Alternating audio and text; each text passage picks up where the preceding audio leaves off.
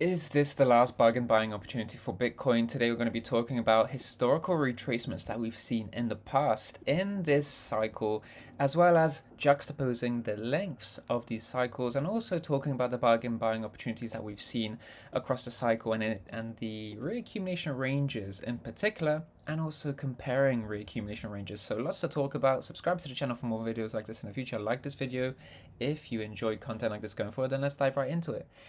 So, across this cycle thus far, dating back to the bear market bottom of 2022, November 2022, we've seen a few retracements. We've seen six major retracements. This current pullback is the sixth major retracement in the cycle. Generally speaking, anything closer to a 20% correction is typically where we get closer to a bottom, and we've seen multiple 20% plus corrections in this cycle thus far.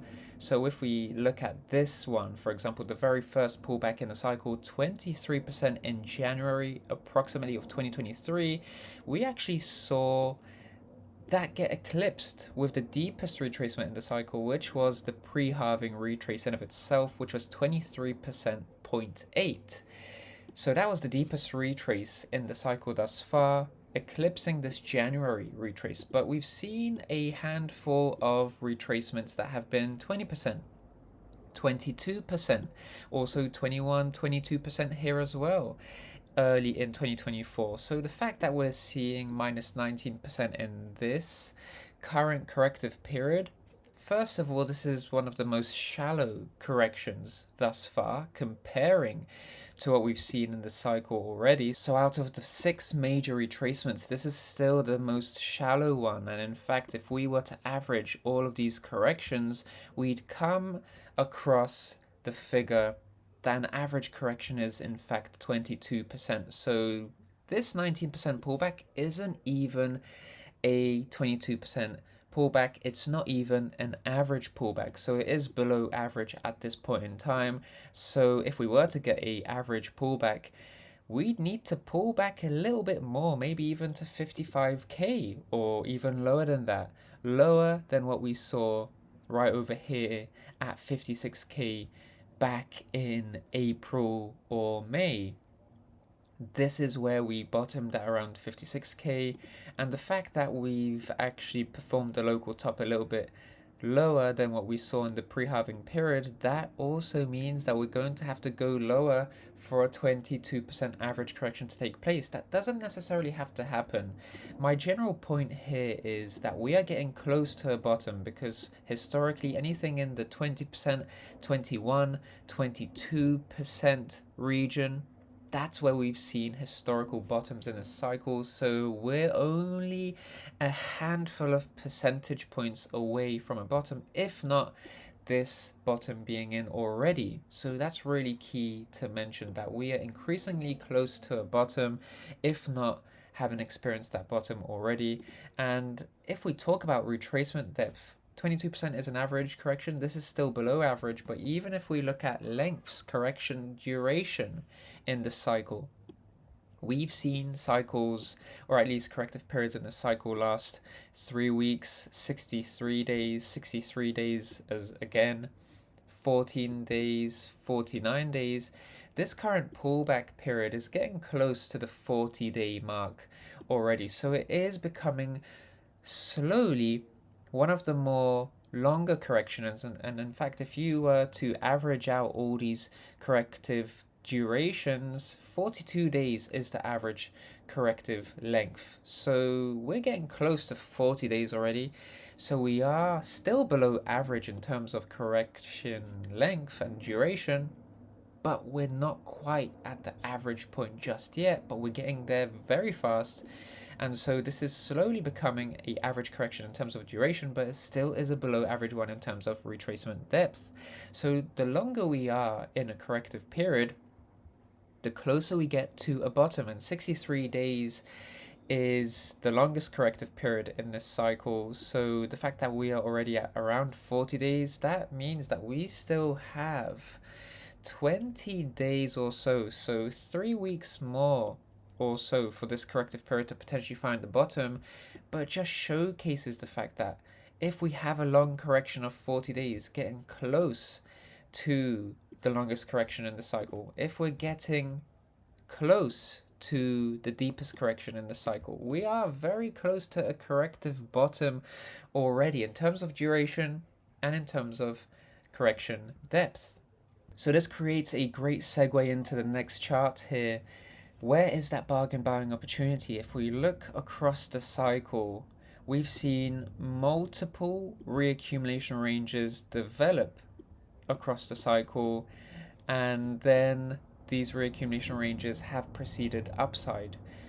But the bargain buying opportunities that develop when we see price revisit the very bottom of that reaccumulation range and actually produce downside wicks before breaking back into the range. So we've seen these downside wicks as evidenced in these orange circles. We tend to see downside wicking price action, and we're also seeing it even in this corrective period as well, holding the reaccumulation range low as a support with scope for wicking below it.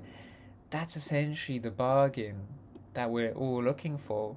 Bargain buying opportunities occurring at the base of the reaccumulation period. We're seeing that occur right now. It is in progress, this sort of downside wicking, and it's not just reaccumulation ranges across the entire cycle, but also we tend to see reaccumulation ranges after a halving period. And in 2020 we saw 2 reaccumulation ranges develop in the post-halving period, and just like in 2020 we're also seeing a reaccumulation range develop right now. So the fact that we've seen reaccumulation ranges across the cycle and we're seeing one develop in the post-halving period as well, this is very much true, in line with historical tendencies in the post-halving period with the previous cycle as well. And the bargain buying opportunity is when we see downside deviation below the reaccumulation range, and it's something that we're seeing right now. At the same time, this is when we're seeing extreme fear and maximum pessimism, extreme doubt and uncertainty in the market, and a feeling of capitulation and panic selling really occurring right now. But this is what tends to happen at those crucial support levels, and we are only 70 days after the halving. And as you can see here, 70 days after the halving, we do see some sort of breaking out. In 2020 we saw a breakout, for example, but generally speaking we tend to see breaking out beyond the reaccumulation range only 160 days after the halving, which would suggest to us that we still have a ways to go still. 70 days after the halving being the time we are in right now, we might need to have another 70 days and maybe even more to see a breakout from the reaccumulation range in general. So that gets us close to September or so. So historically we were never really supposed to break out 70 days after the halving. Instead we might have to wait another 70 days or even longer to achieve that breakout. In fact, for the time being we're nowhere close to a breakout, although we were a few weeks ago. Right now we're trying to secure the base of this range as a support, and we're doing so via downside wicking, and continued price stability here would be bullish in the long term, because that would enable a move from 6600 back to 71,500 for a revisit of the top of that reaccumulation range and a challenge for a potential breakout. But that breakout would probably only just occur in probably 3 more months. 150 days after the halving is typically when we see a breakout, so we need to still wait a bit for that breakout. If we were to recover from here and then revisit this range high here, it's possible we wouldn't break out right away if we're not 150 days after the halving. And the last thing to really talk about here is that this range right over here, forming an M-shaped formation, a double top formation, which actually gets invalidated and then develops further consolidation inside the structure. It's possible that's what we're seeing right now, where we're seeing a very similar range develop.